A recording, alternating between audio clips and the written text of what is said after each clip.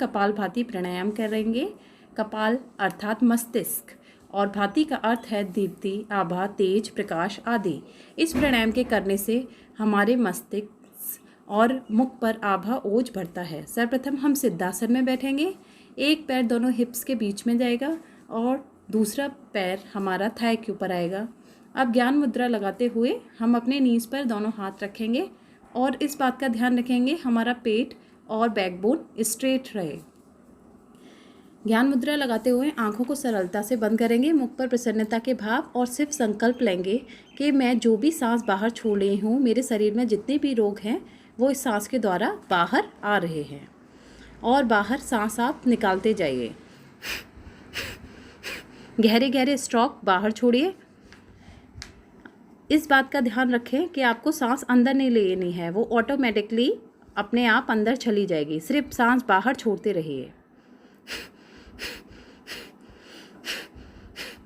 इस बात का ध्यान रखने के लिए कि आप प्राणायाम ठीक कर रहे हैं या नहीं, आप अपनी फिंगर को अपने मुंह के सामने रखिए और अपने नाक से गहरे गहरे स्ट्रोक इस उंगली पर आपको मारने हैं। समझिए ये जलती हुई कैंडल है और आपको नाक की हवा से इसे बुझाना है।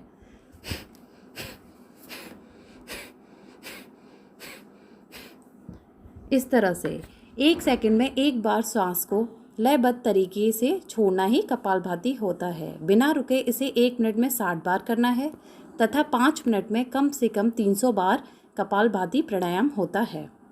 इसे लगातार अभ्यास से आप दिन में 15 मिनट तक भी कर सकते हैं। इस बात का विशेष तौर से ध्यान रखें कि आपको अपने कंधों को नहीं चलाना है। इस तरह से अगर आप इस तरह से चलाते हैं, इसका मतलब है आप प्राणायाम गलत कर रहे हैं। सिर्फ आप बाहर स्ट्रोक छोड़िए जिससे आपका पेट अंदर जाएगा। 6 मिनट में अर्थात हमें 3 आवृत्तियाँ 900 बार कपालभाति करनी है। लगातार कपालभाति करने से हमारे शरीर में जितनी भी गांठें हैं वो सब घुल जाती हैं। मुख का सौंदर्य बढ़ता है, तेज बढ़ता है, मोटापा, डायबिटीज़, किडनी से संबंधित जितने भी रोग हैं वो सब दूर हो जाते हैं। बढ़ा हुआ पेट का जो भी भाग है वो भी ख़त्म हो जाता है और मन स्थिर रहता है, प्रसन्न रहता है और नेगेटिविटी नहीं आती है। इसलिए इस प्राणायाम को कम से कम दिन में 15 बार करना चाहिए।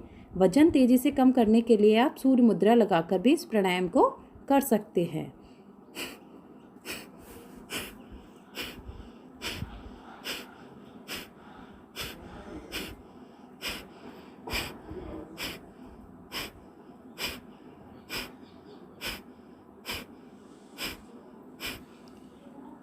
धन्यवाद।